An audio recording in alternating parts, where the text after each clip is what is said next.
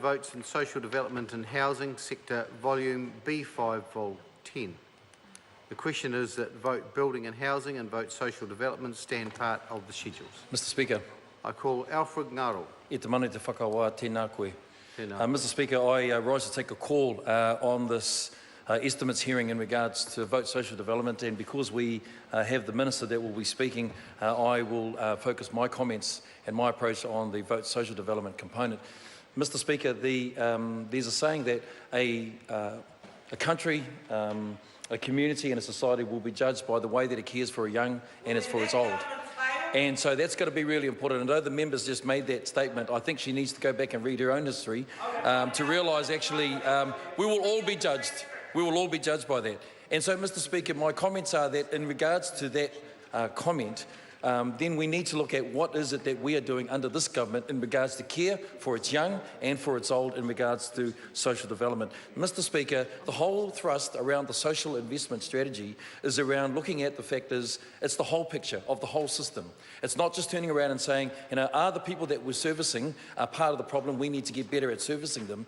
It actually stops and says this, in the Productivity Commission report, turned around and said, when we look at the whole system as a whole, there are important aspects of the way we deliver that service that need to be transformed and changed. Mr Speaker, a social investment strategy means that it targets the individual, it targets them with, in a sense, looking at the aspirations that they have, and that's the approach that this government is taking, Mr Speaker, and it's highlighted also too in its budget of 2016. So the social investment package is an overall package of $652 million.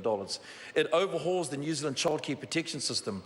Mr Speaker, I've previously been a part of childcare protection panels. I've been involved as a community worker in a number of cases where behind complex needs situations, family good conferences, the whole issue, even in being involved in an advisory committee around the blueprint approach. In all of those, Mr Speaker, I've been a part of what they were called 14 different reviews of the sector. In that regards, Mr Speaker, it hasn't shifted or changed anything. What this government has taken, and under this Minister, the Honourable Minister Anne Tolley, is to say that it's about time we don't just have another review. In fact, in the estimates hearing, what we did have is that a number of officials said that of those 14 different reviews, it just added another layer of complexity, wasn't making a difference. Mr Speaker, we can say that by overhauling the system, we know that it is making a difference to that. So Budget 2016 includes a $347.8 million for care and protection services to ensure that we transform the system to ensure that it does care for our children, for our young people that are in that system as well. It has 5 key core services in the new operating model: prevention, intensive intervention, care and support, and transition of care that becomes critically important. Mr Chair, we have approximately 61,000 children that come into the notification of SIPs. We have 64% of those who are known. With those statistics, those haven't shifted or changed. Under this government, we're ensuring that we are changing that. We're seeing that change happen because the system and the care that we're taking to ensure that happens.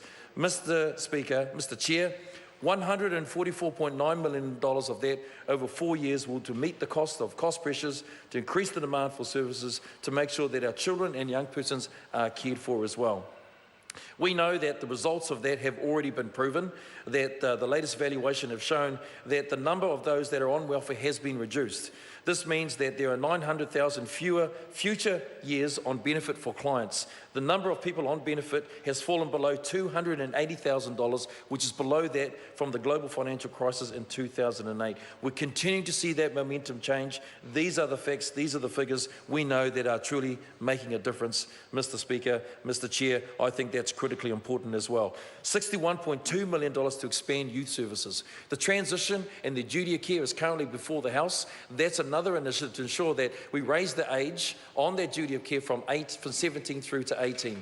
This again is an initiative that's been taken on by this government. It's heard the submissions that have been made. We think they're significant as well. $26 million to maintain the targeted case management to 120,000 clients and to fund through the work initiative as well. We think that's significant as well. Mr. Speaker, Mr. Chair, I keep getting Mr. Speaker, Mr. Chair, you are one and the same. We know that MSD provides service and support to over 1 million New Zealanders, 140,000 families that are included in that. We think that's important. $24 billion is the government expenditure over that period of time, and we know that $12.9 billion in superannuation, 7.3 in benefits alone and other related expenses. Mr. Chair, we believe that the budget that has been allocated, the overhaul of the system, not just another review, is significant in the change. It's showing that we're listening to key stakeholders. Mr. Chair, thank you. I call Dennis